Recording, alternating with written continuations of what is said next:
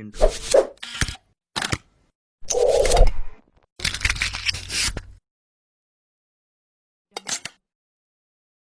Assalamualaikum warahmatullahi wabarakatuh. Hai anak-anak semuanya, apa kabar hari ini? Sehat semuanya kan? Alhamdulillah. Nah, hari ini sebelum saya akan menjelaskan tentang pelajaran berikutnya, ingat kan? Kemarin kita sudah belajar tentang surat An-Nasr, baru belajar membacanya ya. Nah, masih ingat kan anak-anak bacaannya? Nah, sebelum kita mulai pelajaran berikutnya, mari kita berdoa seperti biasa ya. Berdoa dengan membaca doa sebelum belajar dimulai.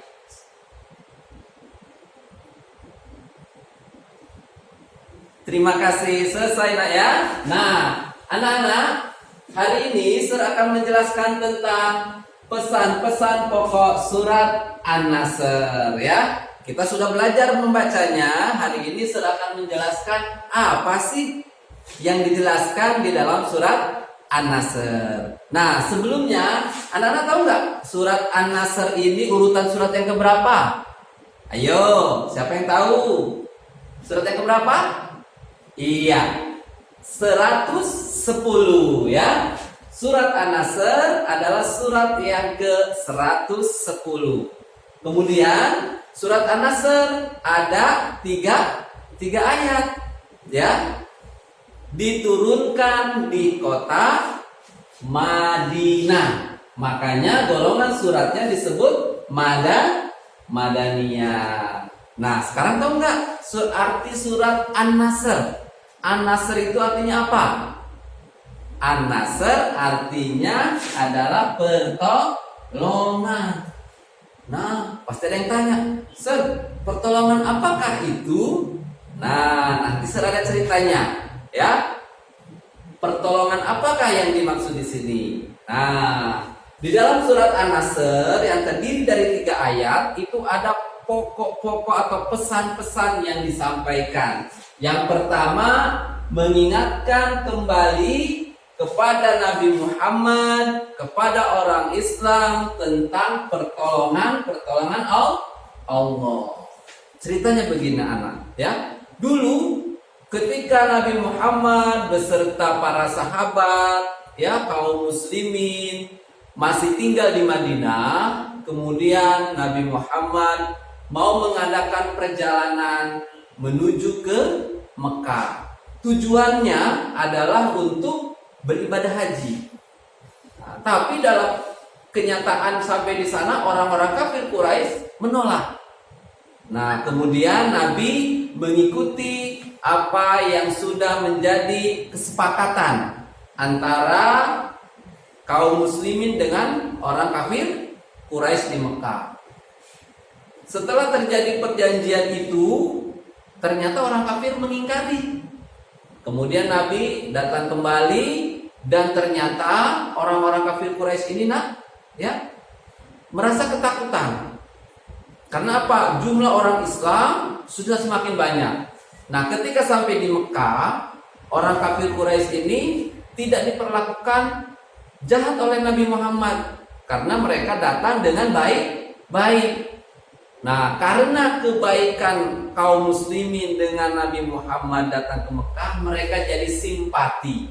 Mereka menjadi senang. Bahkan Nabi menyatakan, siapa yang masuk ke rumah Abu Sufyan. Abu Sufyan itu pemimpin saat itu di Mekah, ya, aman. Siapa yang masuk ke dalam rumah masing-masing aman. Siapa yang masuk ke Baitullah, maksudnya Ka'bah, itu pun aman. Jadi tidak ada yang diganggu. Semuanya merasa aman dan nyaman. Oleh karena itu, masuk ke penjelasan kedua, bahwa setelah Nabi Muhammad dan kaum muslimin itu datang, mereka baik, simpati, toleran, damai, maka umat Islam yang tadinya sedikit kemudian bertambah menjadi banyak.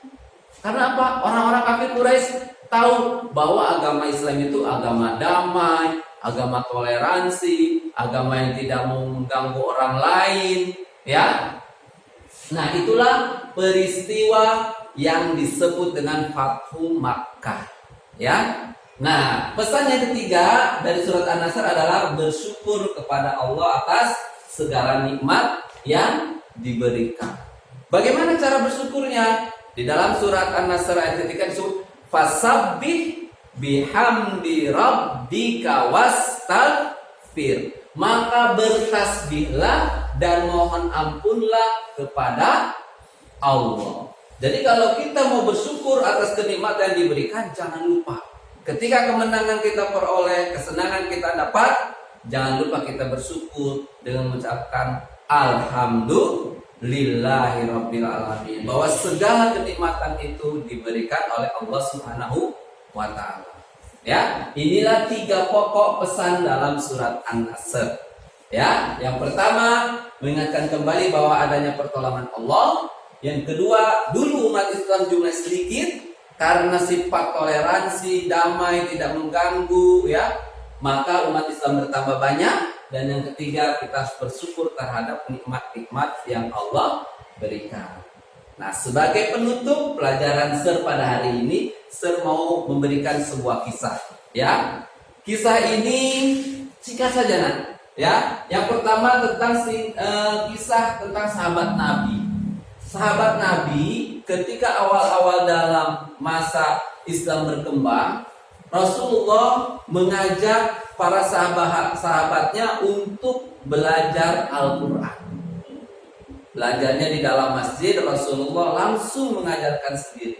Ya, maka ada sahabat-sahabat terdekatnya seperti sahabat Abu Bakar As-Siddiq, Umar bin Khattab, Utsman bin Affan, Ali bin Abi Thalib, Ibnu Mas'ud, dan lain-lain. Semuanya belajar sehingga mereka menjadi ahli Al-Quran.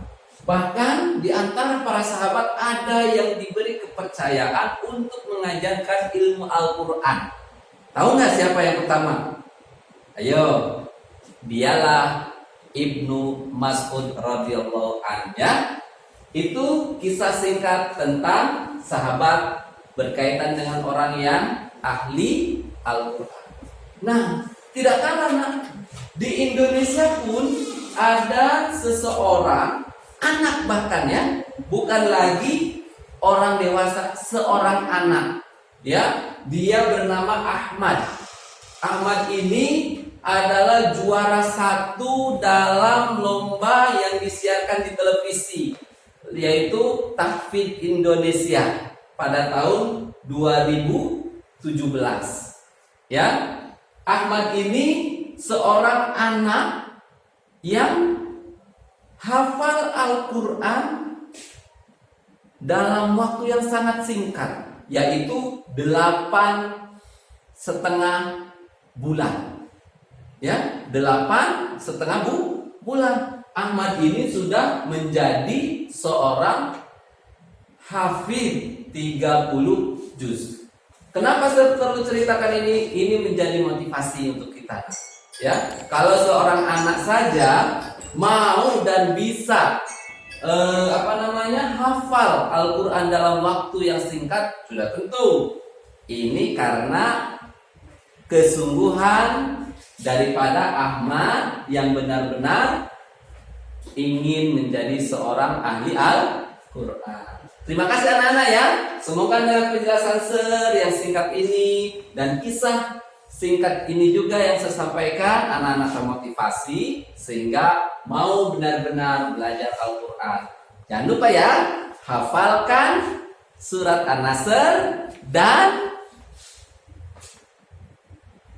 pesan-pesan pokok yang tadi sudah saya jelaskan, ya. Terima kasih, kurang dan lebihnya mohon maaf. Terakhiri, wabillahi taufiq wal hidayah. Assalamualaikum warahmatullahi wabarakatuh.